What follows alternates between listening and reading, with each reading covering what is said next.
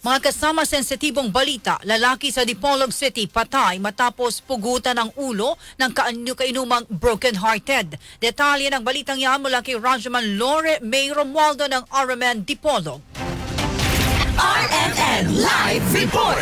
Dead on the spot ang isang lalaking kinilala na si Roel Cabanlit, 44 years old, at residente ng Barangay Miputak, Dipolog City matapos itong pugutan ng ulo ng kainumang si Nelson Rones, 26 na taong gulang, na residente ng Barangay Bara, Dipolog City. Ayon kay Police Major Evelyn Porras, ang Deputy Chief of Police ng Dipolog City Police Station, na base sa initial na investigasyon, nag-inuman ang sospek at ang biktima mula alas 10 ng gabi hanggang alauna ng madaling araw sa labas ng bahay ng biktima si Cabanlit, ngunit nauwi sa hindi pagkakaunawaan dahil umano sa pagiging bully ng biktima. Hindi umano nakatiis ang sospek at pinagtataga niya ito hanggang sa matumba kung saan nakakuha ng pagkakataon upang pugutan ng ulo ang biktimang si Cabanlit. Lumabas sa investigasyon na 3 araw nang magkaaway ang sospek at ang kinakasama nito dahilan ng kanyang pagiging broken-hearted. Ayon sa mga saksi ay hindi sinubukan ng sospek na tumakas, bagkos ay hinintay nito ang pulisya na dadampot sa kanya. Na-recover sa crime scene ang katawan ng biktima at ang kutsilyo na ginamit sa krimen. Sa ngayon, ang suspect ay nasa kustodiya na ng Dipolog City Police Station at nahaharap sa kasong murder. Kasama mo sa DXDR RMN Dipolog, Rajaman Lore May Romualdo, Tatak RMN.